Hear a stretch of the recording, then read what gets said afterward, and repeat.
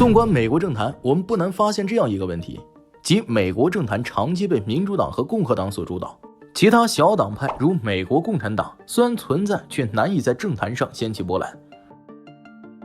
而反观台湾却有所不同，数个党派之间激烈角逐，尤其是近年来第三党派的崛起更是引人注目。那么这不禁让人产生好奇，第三政党为何在美国难以崭露头角，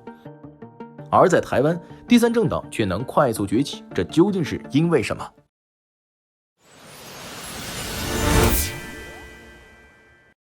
台湾能够实现第三政党的崛起，是由多个因素所共同造成的结果。从政坛环境来看，台湾的政坛国民党和民进党的争斗，使得台湾的政坛环境持续恶化。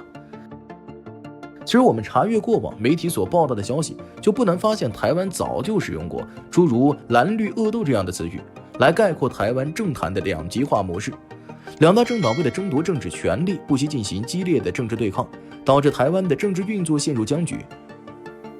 这种情况下，民众渴望有新的政治力量能够打破国民党和民进党对立的僵局，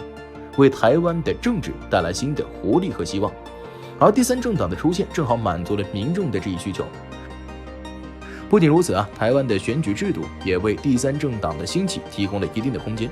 与美国政坛不同的是台湾采用的是单一选区两票制，这种选举制度在一定程度上有利于小党派的生存和发展。在单一选区中，候选人只要获得相对多数的选票就能当选。简单来说，就是在单一选区中，候选人获得相对多数的选票就能当选，这让小党派可能在某些地区获胜，从而在立法机构中获得席位，参与政治决策。如台湾民众党在2020年立委选举中获得158.8万张政党票，得票率逾 11%， 获得5席不分区立委，一举成为台湾立法机构的第三大党。这充分说明了选举制度对第三政党的扶持作用。还有台湾的社会多元化和民众政治参与意识的提高，也是第三政党兴起的重要因素。随着台湾社会的发展，社会结构日益多元化，不同的利益群体和社会阶层对政治的诉求也越来越多样化。传统的国民党和民进党两大政党难以满足所有群体的利益诉求，而第三政党则可以针对特定的社会群体和议题提出更加具体和针对性的政策主张，吸引这些群体的支持。如一些第三政党关注环保、人权、社会公平等议题，这些议题与年轻一代弱势群体的利益密切相关，因此得到了这些群体的积极响应。互联网和新媒体的发展也为第三政党的宣传提供了便利。在信息时代，第三政党可以通过互联网和新媒体平台快速地传播自己的政治理念和政策主张，与选民进行互动和沟通，提高政党的知名度和影响力。例如一些第三政党利用社交媒体平台发布竞选广告，举办线上直播活动，吸引了大量年轻选民的关注和参与，为政党的发展壮大奠定了基础。那么美国会不会像台湾一般实现第三政党的突然崛起呢？答案是有机会，但是很难。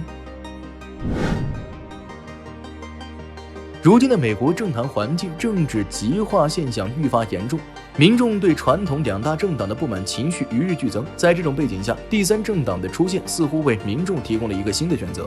也为美国的政治格局带来了一丝变革的可能。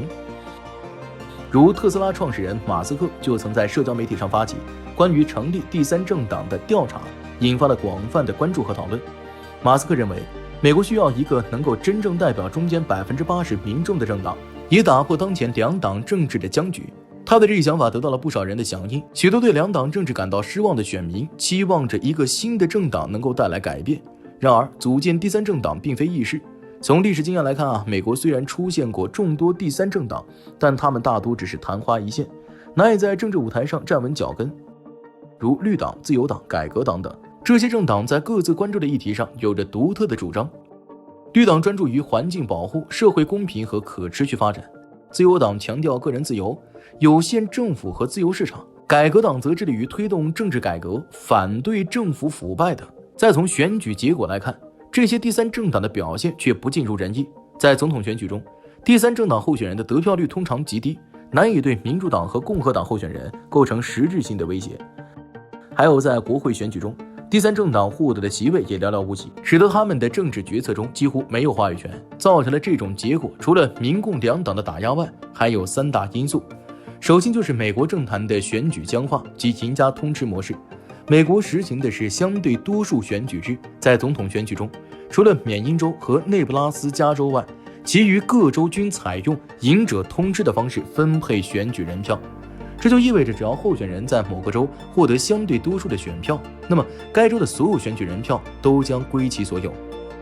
这种选举制度对于小党派来说极为不利，因为小党派即使在全国范围内获得了一定数量的选票，但如果无法在某个州获得相对多数，就可能一张选举人票都无法获得，难以在政治舞台上崭露头角。